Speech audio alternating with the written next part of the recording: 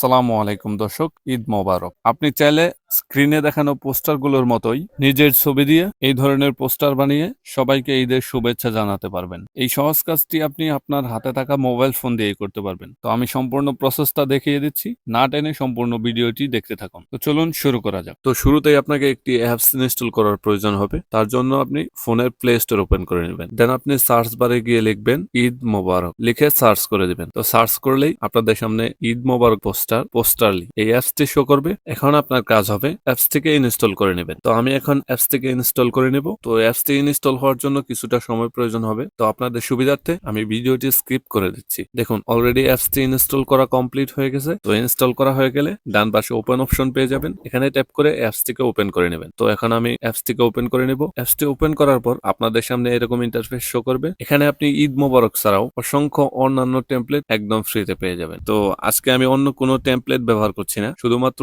ঈদ মোবারক template ব্যবহার করে আপনাদের সামনে একটি পোস্টার তৈরি করে দেখাচ্ছি। দেখতেই পাচ্ছেন এখানে অনেক সুন্দর সুন্দর টেমপ্লেট রয়েছে। আপনার কাজ হবে আপনার পছন্দ মতো যে কোনো একটি টেমপ্লেট আপনি চয়েস করে নেবেন। এখন আমি এখান থেকে এই টেমপ্লেট সিলেক্ট করে নেব। দেখুন টেমপ্লেটের উপর ট্যাপ করলেই এখানে আনলক অপশন পেয়ে যাবেন। তার মানে হচ্ছে এই টেমপ্লেটটিকে এখন আনলক করে নিতে হবে। তো আনলক অপশনে ট্যাপ করে দিবেন। দেন আপনাদের সামনে একটি অ্যাড শো করবে। আপনার কাজ হবে সম্পূর্ণ অ্যাড দেখে নেবেন। যদি অ্যাডটিকে স্কিপ করতে চান তাহলে কয়েক সেকেন্ড দেখার পর স্কিপ অপশনে ট্যাপ করে অ্যাডটিকে স্কিপ করে নেবেন। তো অ্যাড দেখা শেষ হয়ে গেলেই কিন্তু আপনার এখানে ওপেন নাও অপশন চলে আসবে। তো এখানে আপনি ওপেন নাও অপশনে ট্যাপ করে দিবেন। ওপেন নাও অপশনে ট্যাপ করার পর এখানে আপনি গ্যালারি অপশন পেয়ে যাবেন। আপনার কাজ হবে এই গ্যালারি অপশনে ট্যাপ করে দেবেন। এখানে আরো একবার গ্যালারি অপশনে ট্যাপ করার প্রয়োজন হবে। তো আমি ট্যাপ করে দিলাম। এখন আপনি গ্যালারি থেকে আপনার পছন্দের একটি ছবি সিলেক্ট করে নেবেন। তো আমি এখান থেকে এই ছবিটি সিলেক্ট করে নিলাম। তো ছবিটি সিলেক্ট করার পর আপনি যদি ছবিটি ক্রপ করতে চান তাহলে ডান পাশে ক্রপ অপশনে ট্যাপ করে ছবিটিকে ক্রপ করে নিতে পারবেন। আর যদি ক্রপ না করতে চান তাহলে ডোন্ট ক্রপ অপশনে ট্যাপ করে দেবেন।